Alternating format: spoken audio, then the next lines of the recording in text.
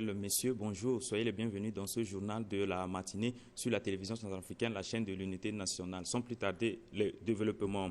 À la une de cette édition, le président de la République, Faustin Archange Touadéra, a décerné hier lundi 4 août 2025 la médaille du commandeur dans l'ordre de la reconnaissance à titre exceptionnel au colonel José Marc Diaz, chef de l'UAM en fin de mission en RCA. Le point avec Josiane Sephora Anga de la presse présidentielle.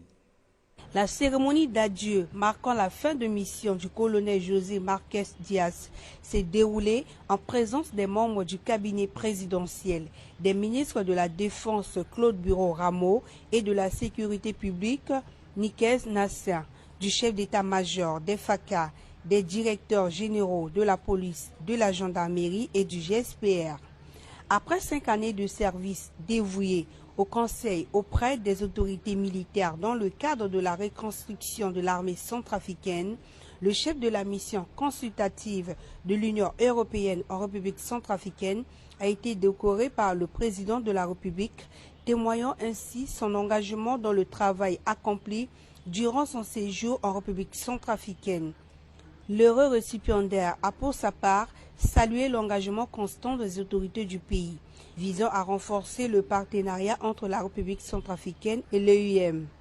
Il a profité de l'occasion pour les remercier de l'hospitalité réservée envers sa personne durant son séjour dans ce pays. Excellence, Monsieur le Président, cette médaille que vous me remettez aujourd'hui scelle pour moi une relation forte et une mission de vie.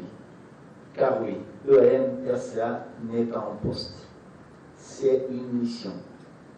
Et comme le dit un vieux proverbe militaire que j'ose réexulter aujourd'hui, on n'accomplit pas une mission avec ses jambes, on l'accomplit avec son corps. Je quitterai bientôt Bangui, mais je ne partirai jamais tout à fait. Je m'amène avec vous, avec moi, les sourires des agents de police formés, le regard déterminé des jeunes femmes engagées dans les forces de sécurité, les échanges francs avec les responsables du pays, les heures passées à réécrire des projets de loi pour qu'ils soient justes, durables et centrés sur les citoyens. Notons que la mission de l'EUM RCA apporte un appui technique dans la réforme du secteur de sécurité en République centrafricaine depuis 2020. Et puis le Premier ministre, chef du gouvernement, Félix Mouloua, a accordé une audience hier à l'ambassadeur, chef de la délégation de l'Union européenne au RCA, Diego Escalona Paturel. Divers points de la coopération entre la RCA et cette institution internationale ont été les points saillants de cette rencontre. Le point à travers ce reportage signé Brice Desvaleurs Ouattebo. Dans le cadre de ces activités de la journée, le Premier ministre chef du gouvernement, M. Félix Mouloua, a reçu en audience l'ambassadeur chef de délégation de l'Union européenne en Centrafrique, M. Diego Escalona Paturel. C'était une rencontre de travail qui a permis aux deux personnalités de faire le point de la mise en œuvre des projets appuyés par l'Union européenne en République centrafricaine. Je viens de me réunir avec le Premier ministre. On a discuté, on a traité plusieurs dossiers dans le cadre de notre opération, notamment le développement du corridor 14 avec la section routière que vous venez de mentionner, hein, Boire-Fombelé. J'ai confirmé l'engagement de l'Union européenne pour financer la réhabilitation de cette section et au-delà aussi de prendre les mesures nécessaires pour conserver le patrimoine routier en République centrafricaine qui passe entre autres par le contrôle des charges à l'essieu, notamment des camions, parce que comme vous le savez, s'ils sont surchargés, ils dégradent fortement la route. Hein. Un camion qui est surchargé de 2 fois le poids maximum autorisé dégrade la route 20 fois plus vite qu'un camion qui est chargé correctement. Donc, avant de faire ces investissements, il faut régler cette question. Mais je confirme que l'Union européenne va financer ces travaux. Lié à cette question hein, du corridor régional, du corridor 14, il y a également notre engagement aux côtés de la Banque africaine de développement pour la construction du pont entre Bangui et Zongo, sur le fleuve Ubangui. Ça, c'est une question qui prendra plus de temps, mais là aussi, l'Union européenne est engagée et cofinancera cet investissement ensemble avec la Banque africaine de développement. Nous avons échangé sur également les élections groupées en fin d'année, et qu'est-ce que l'Union européenne pourrait faire en plus de ce que nous faisons déjà. Nous sommes le principal bailleur pour financer les élections en tant que telles, l'observation électorale de la part de la société civile, le travail avec les médias et le renforcement des institutions qui gèrent les élections, l'ANE notamment, également le Conseil constitutionnel. Nous avons donc discuté de ça. Et finalement aussi, nous avons eu un échange sur le programme national de développement et en particulier, disons, des éléments liés à sa mise en œuvre, comme sera, disons, la table ronde qui devrait avoir lieu au Maroc. Il convient de rappeler que l'Union européenne soutient activement les élections en République centrafricaine. Elle continue d'ailleurs de contribuer financièrement et techniquement à l'organisation de ces élections et poursuit son appui aux efforts de stabilisation et la consolidation de la démocratie dans le pays.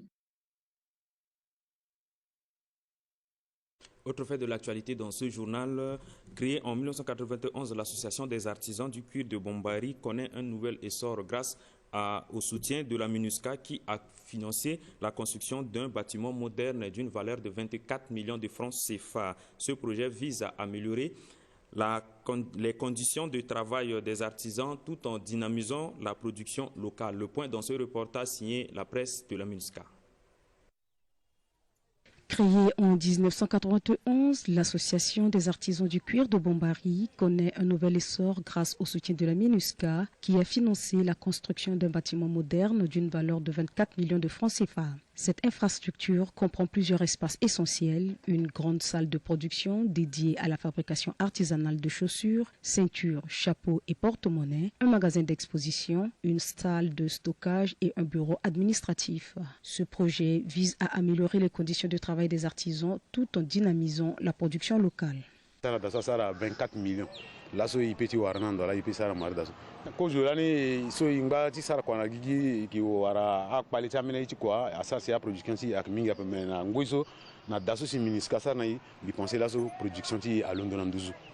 Grâce à ce bâtiment offert par la MINUSCA et une meilleure organisation, la production hebdomadaire de l'association est passée de moins de 100 à plus de 120 paires de chaussures par semaine. Son effectif a également augmenté, passant de 31 à plus de 50 artisans, témoignant de son dynamisme et de son impact économique local. Fonctionnant selon un modèle coopératif, l'association mutualise la vente des produits dans une boutique commune, renforçant la solidarité entre membres et attirant une clientèle croissante. Aristide, l'un des clients, a apprécié cette initiative et a demandé aux autres partenaires d'apporter un appui technique afin d'améliorer la qualité des finitions.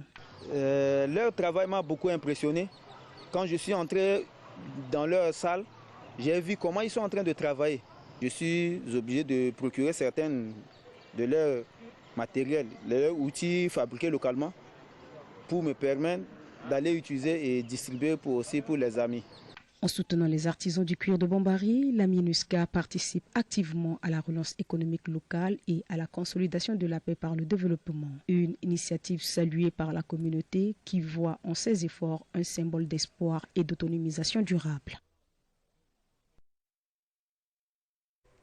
Et puis défendre les intérêts du monde artistique en Centrafrique pour remplir pleinement son rôle du Bureau centrafricain des droits d'auteur, en abrégé BUCADA, qui devrait collectionner et distinguer aux artistes aux défis majeurs liés à la gestion financière. Tel est le sens de sa candidature au poste du président du conseil d'administration de ce bureau. Le producteur artiste musicien Georges Francis Ferreira Bilan, natif de la Lobaye, a accordé hier une interview à la rédaction de la télé Centrafrique.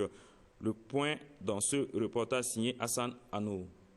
Je veux défendre les intérêts des musiciens.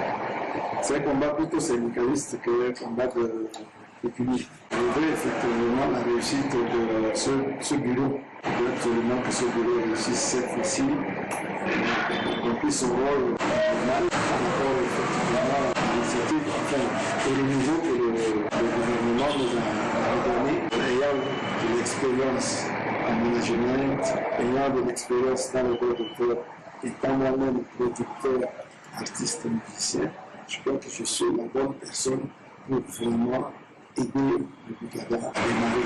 L'analyse que je fais, ce n'est pas la méconnaissance du droit, donc ce n'est pas vraiment amplifier mes actions sur l'aspect communication pour faire une pédagogie du droit. Le véritable problème du Bukada que j'ai cerné, c'était la redistribution des droits aux artistes. Et donc je me suis dit, il faut que je prenne une autre organisation en place. Et donc pour prendre les rênes du nouveau Bukada, je vais demander un état des lieux. Donc, pour me permettre de soit un bilan de départ, je vais instaurer une comptabilité privée sur le plan comptable Rwanda. À partir de là, effectivement, on peut voir le résultat que ça donne. L'État a bien créé un office et donc on va voir le résultat si nous devons demander une subvention pour financer nos déficits ou bien de voir avec les organismes comme l'ANPI et tout, mais avec effectivement un résultat de comptabilité bien défini pour convaincre nos partenaires. Pour l'instant, on va pour gérer les droits des artistes. D'où effectivement, il faut qu'au sein de ce bureau que nous pensons déjà à un fonds culturel pour aider les artistes à mieux produire. J'ai commencé la musique très tôt et j'ai plus ou moins entraîné beaucoup de générations à cette cause-là. Mais quand je vois qu'ils sont dans l'impasse, qu'ils ne peuvent pas toucher leurs droits, ça me gêne. Dans un premier temps, ce droit n'était pas reconnu après les indépendances des pays africains. Et donc, avec des villes comme Mayele, Bekpa, Chari, on s'est battu pour que l'État centrafricain puisse reconnaître le droit d'auteur. Et c'est Kolimba qui l'a reconnu en 1985. Maintenant, on a mis des machins en place, des systèmes en place pour récupérer ces droits-là et pouvoir les redistribuer aux musiciens. Ça n'a jamais marché. Je mets un accent particulier sur la gestion même pour voir comment effectivement ces droits vont être collectés et quelles sont les charges qu'on doit réellement prendre en compte pour pouvoir laisser un plus-value aux artistes.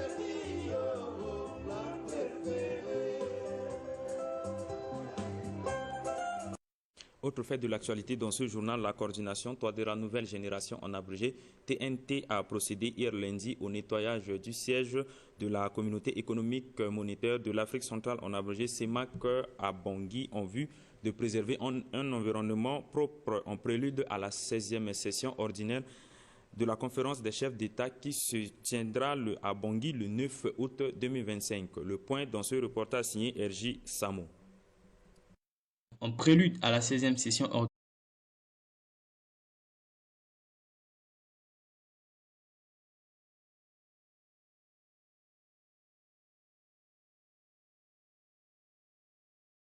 dite coordination, on a profité de la circonstance pour dire que cette coordination Touadéra Nouvelle Génération a également pour mission de préserver et garantir un environnement propre. Écouter à la radio que les différents présidents de région de la CEMAC devraient venir ici en République centrafricaine et nous sommes déportés ici pour mettre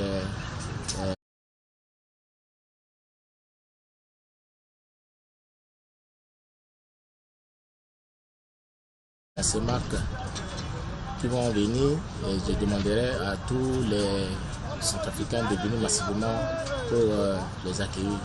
Il est à noter que TNG est une association politique œuvrant également dans la protection de l'environnement. Et puis, après l'accord de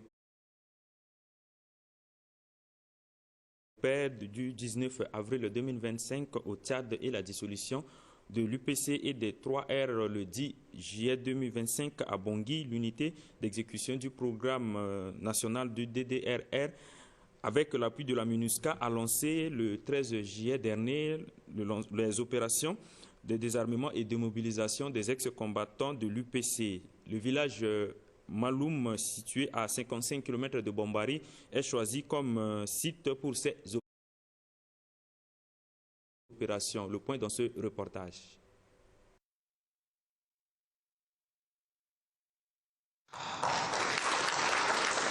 Après l'accord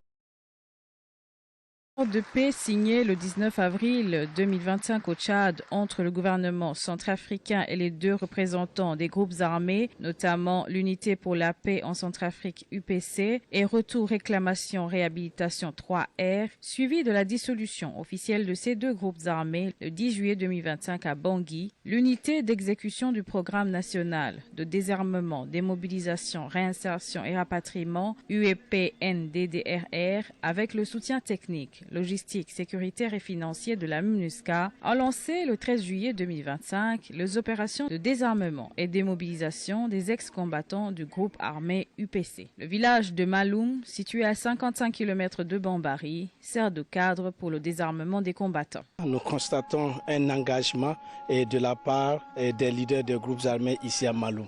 Et nous constatons une discipline au sein des éléments, et ce qui nous facilite la tâche en termes de désarmement. Les ex-combattants suivent plusieurs étapes clés du processus de désarmement, démobilisation et réinsertion, notamment la remise des armes, les examens médicaux, l'accompagnement psychosocial, l'identification et la rémunération. Ce processus fait partie d'un programme plus large de désarmement, démobilisation, réinsertion et rapatriement, des DRR, visant à renforcer la sécurité et à stabiliser durablement le pays.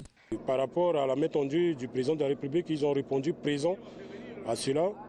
Tout se passe bien. Rendre son arme, c'est vraiment contribuer à la paix, à la cohésion sociale, le vivre ensemble.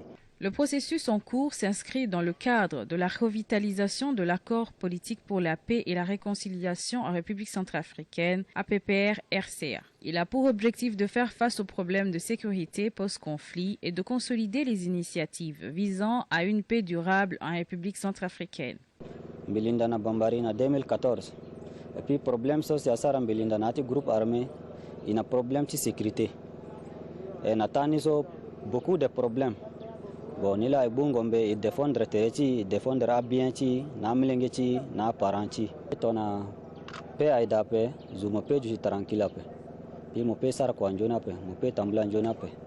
Bon, ni la ibala so, akorso anjerna i silaso iga i déposer ngombe, i sara DDR.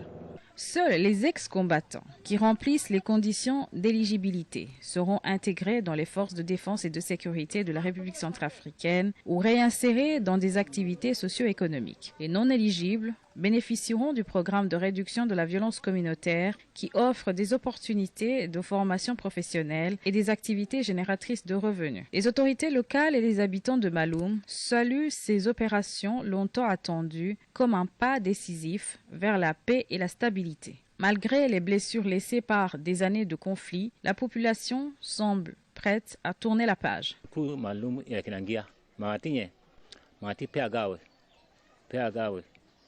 Amangeti so afamiti so tu ambana yati ngunda alaida na be okona nganguti njapa na nganguti gouvernement tu ala kirna volonté ala kirna ngombeti ala na yati beti ala. Les opérations de désarmement menées à Maloum ont permis de retirer des mains des ex-combattants de l'UPC un arsenal conséquent dont des centaines d'armes de guerre, parmi lesquelles des mitrailleuses PKM et des lance-roquettes RPG-7 ainsi que des munitions de différents calibres. Ces ex-combattants provenaient de plusieurs localités, notamment Bria, Alindao, Pombolo, Ebando, Nzako, Goya, Bambari, ainsi que d'autres sites de regroupement à travers la RCA. Toutes les armes collectées par l'équipe mobile de l'UEPNDDRR ont été transférées, stockées et sécurisées dans les installations de la MINUSCA. Elles seront ensuite acheminées sous escorte vers Bangui, où elles seront officiellement remises au gouvernement centrafricain, conformément aux procédures établies dans le cadre de l'accord de paix.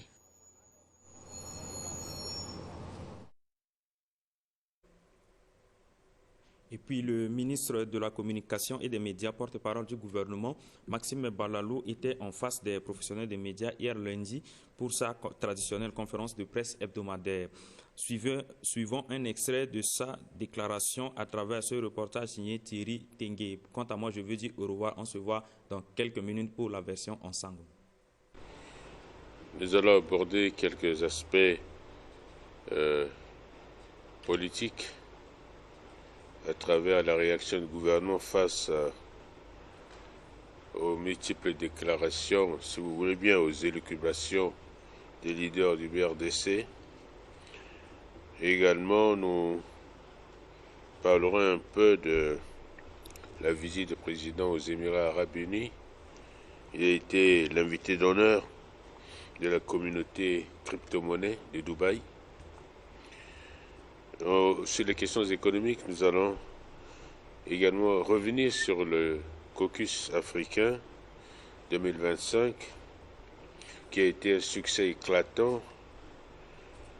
C'est pour nous une vitrine diplomatique et économique. Nous allons un peu revenir là-dessus et parler un peu de la rencontre du président de la République avec le patron de banque Tony Elumelu. Je vais encore parler un peu de la justice. Vous avez constaté avec moi que la semaine passée a connu beaucoup de rebondissements avec l'affaire Sayo. Je vous l'ai dit ici que M. Sayo était en vie, malgré ces informations. Vous avez vu ce tollé et toutes les manipulations politiciennes autour de cette question de quelqu'un qui est poursuivi, qui a commis des crimes. Et je reviendrai un peu là-dessus pour tirer les leçons de la partie politique dans notre pays.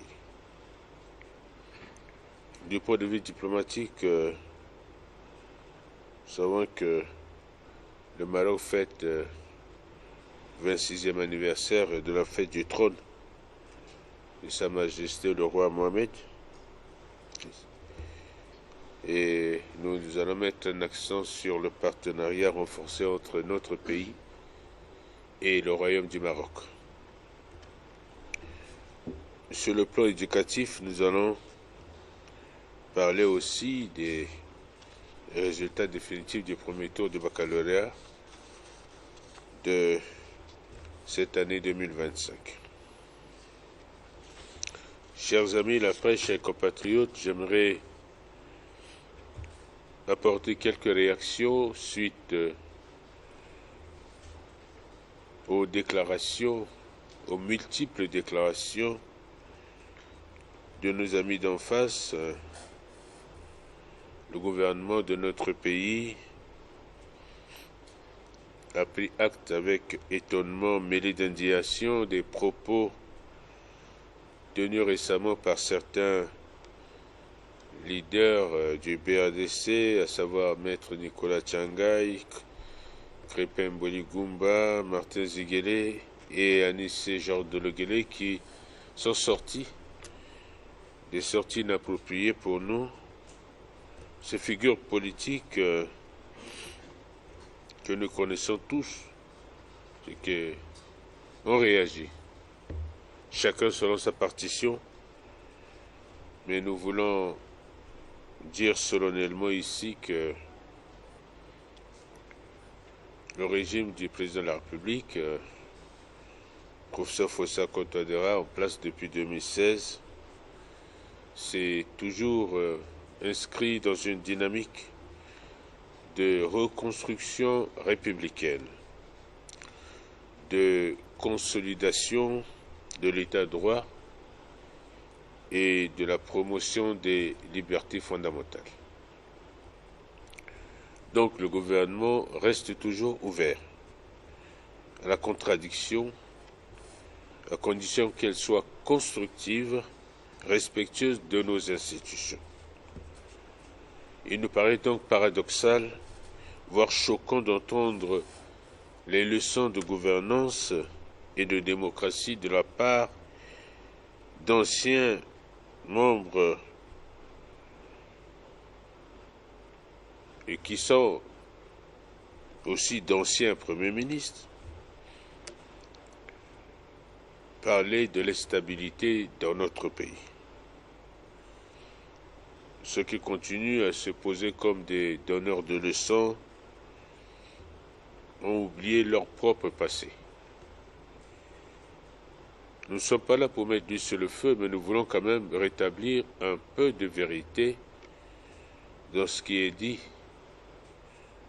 Vous avez suivi avec nous la sortie fracassante de Maître Nicolas Tchangaï, qui est un ancien Premier ministre, sous la transition de la rébellion Séléka,